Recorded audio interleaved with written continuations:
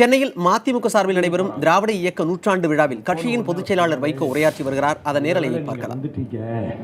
நான் படுத்த படுக்கையாயிட்டேன், நீங்க எந்தெந்த தலைவர்கள் எல்லாம் போய் பாருங்கன்னு அறிமுக கடிதங்கள் கொடுத்து இந்த பிரிட்டன்ல இருக்கக்கூடிய லீடர்கள், அவருக்கு பழக்கமான லீடர்கள்ட்ட இத போய் நீங்க போய் விவரிக்க. ஜாயிண்ட் செலக்ட் கமிட்டிக்கு இப்ப வந்துருச்சு. அதிசயம் என்ன நடந்தது தெரியுமா சகோதரர்களே? பிரித்தானிய பாராளுமன்றத்தினுடைய ஜாயிண்ட் செலக்ட் கமிட்டி ஒரு டெக்ளேர் பண்ணுது.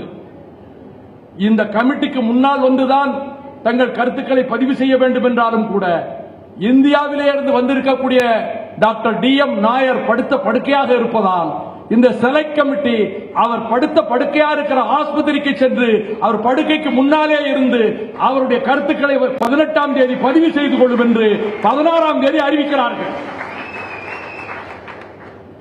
16ஆம் தேதி அறிவிக்கிறார்கள். 18ஆம் தேதி பதிவு செய்ய வேண்டும். அண்ணா இன்னும் ஒரு 10-20 வருஷம் இருந்திருந்தா இந்த நிலைமை வந்திருக்காதுன்னு நினைப்போம். முத நாள் இறந்து போனார். 16ஆம் தேதி அறிவிக்கிறாங்க, 18ஆம் தேதி பதிவு செய்யணும். 17ஆம் தேதி DM நாயர் இறந்து போனார். எல்லாம் ரத்த சாட்சியான வரலாறு திராவிட இயக்கத்தில், நீதி கட்சியின் வரலாற்றில்.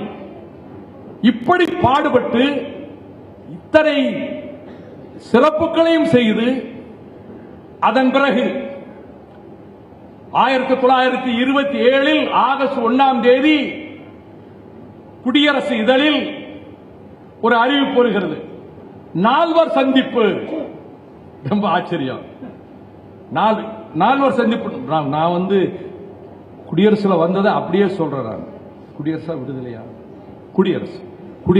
அதுல ஈவே ராமசாமி நாயக்கர், திருவி கல்யாண சுந்தர முதலியார், வரதராஜலு நாயுடு, இன்னொருத்தர் 4 பேர் சந்தி. RK சண்முகன் செட்டியார். இந்த 4 பேர் சந்திக்கிறாங்க ஐயா. இத 4வர் சந்திப்புன்னு தலை எழுதுறாங்க. 4 பேரும் கூடி பேசி அரசியலில் பல இடங்களில் நாம் ஒத்து போக முடியவில்லை, நாம் ஒன்றாக போக முடியவில்லை. ஆனால் இந்த சமூகத்துக்கு வந்திருக்கக்கூடிய பல ஆபத்துக்களை தடுப்பதற்காக வேறு கருத்துக்களில் நமக்கு முரண்பாடு இருந்தாலும் இனி ஒன்றுபட்டு செயலாற்றுவது என்று அந்த அவர்கள் முடிவெடுத்து பிராமணியத்தை எதிர்க்கின்றவர்கள் யாராக இருந்தாலும் தங்கள் பெயர் முகவரியை குடியரசு இதழுக்கு எழுதி விலாசத்தோடு அனுப்பவும். அடுத்து வருகிற குடியரசு இதழில் பிராமணியத்தை ஏற்றுக்கொள்ளாதவர்கள் பட்டியலில் இந்த முதல் 4 பேர் பேரும் இருக்கிறது. இப்படித்தான் 1927 இயக்கம், சுயமரியாதை இயக்கம் தோன்றுகிறது. 25 காங்கிரஸை விட்டு வெளியேறுகிறார் அறிவாசான் தந்தை பெரியார். அந்த வரலாறுகள் உங்களுக்கு தெரியும். சேரன்மாதேவி குருகுலம் தெரியும். அவர் காங்கிரஸை எதிர்த்து துண்டை தூக்கி போட்டுக்கொண்டு அவர் வருகிறார். அந்த வரலாறு உங்களுக்கு தெரியும். அப்படி அதற்கு பிறகு நான் தமிழ் தேசிய நண்பர்களுக்கு விரோதிகள் அல்ல. கரூர் மாநாட்டிலே தெளிவுபடுத்தினோம். ஒன்றை நான் தெரிவித்துக் கொள்கிறேன். 1912 அதுதான் திராவிட இயக்கத்தின் துவக்கம் என்று கருதுகிறவர்கள் உண்டு, தவறில்லை.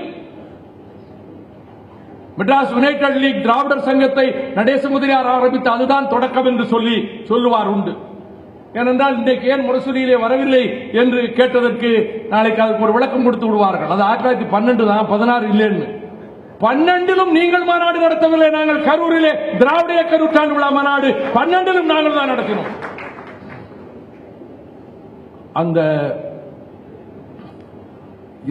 இந்த நிகழ்ச்சியில்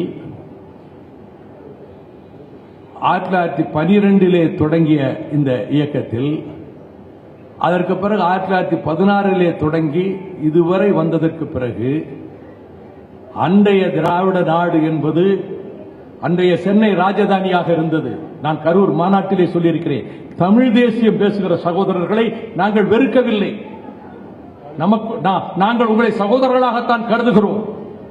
அன்றைய சென்னை ராஜதானியிலே கர்நாடகம் இருந்தது, மலையாளத்தின் பகுதி இருந்தது, ஆந்திரம் இருந்தது, சென்னை ராஜதானி இருந்தது.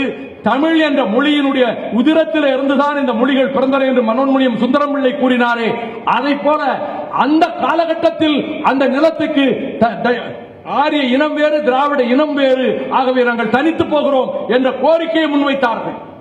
அப்படி இருந்தும் கூட 37 தந்தை பெரியார் தமிழ்நாடு தமிழருக்கே என்று முழக்கமிட்டார். நான் அந்த வரலாறு, நீண்ட நெடிய வரலாற்றுடைய பல்வேறு நிகழ்ச்சிகளுக்குள்ளே இப்பொழுது நான் செல்ல விரும்பவில்லை.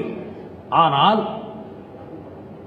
தந்தை பெரியார் அவர்கள் இங்கே குறிப்பிட்டதை போல ஒரு கட்டத்தில் இது ஜரிகைக்குள்ளக்காரர்களின் கட்சி, இது ஜமீன்தார்களின் கட்சி என்ற கருத்து மோதல் ஏற்பட்ட போது ராவ் பகதூர் சர் பட்டம் திவான் பகதூர்களை தூக்கி எறிவதென்று முடிவெடுத்துவிட்டு 1944 ஆகஸ்ட் 27, 28 தேதிகளிலே சேலத்திலே நடைபெற்ற அந்த நிகழ்ச்சிக்கு தந்தை பெரியார் நான் வரவில்லை என்று வீட்டிலே இருந்து கொண்டார். பெரியாரை பற்றி சில விமர்சனங்களை சிலர் செய்தார்கள். நான் அதற்குள் போக விரும்பவில்லை, அவருக்கு விருப்பமில்லை, நான் வரவில்லை என்றார். அண்ணா அவர்கள் அவரை வற்புறுத்தி அழைத்துக் கொண்டு வந்தார். வற்புறுத்தி அழைத்துக் கொண்டு வந்தது மட்டுமல்ல, இந்த இயக்கத்துக்கு இனி பெயர் திராவிடர் கழகம் என்று பெயர் சூட்டப்படும். திராவிடர் கழகத்தின் தலைவராக பெரியார் ஈவே ராமசாமி நாயக்கர் இருப்பார். இது அண்ணாதுரை தீர்மானம் என்று கொண்டு வரப்பட்டது. 44 திராவிடர் கழகம் மலர்ந்தது.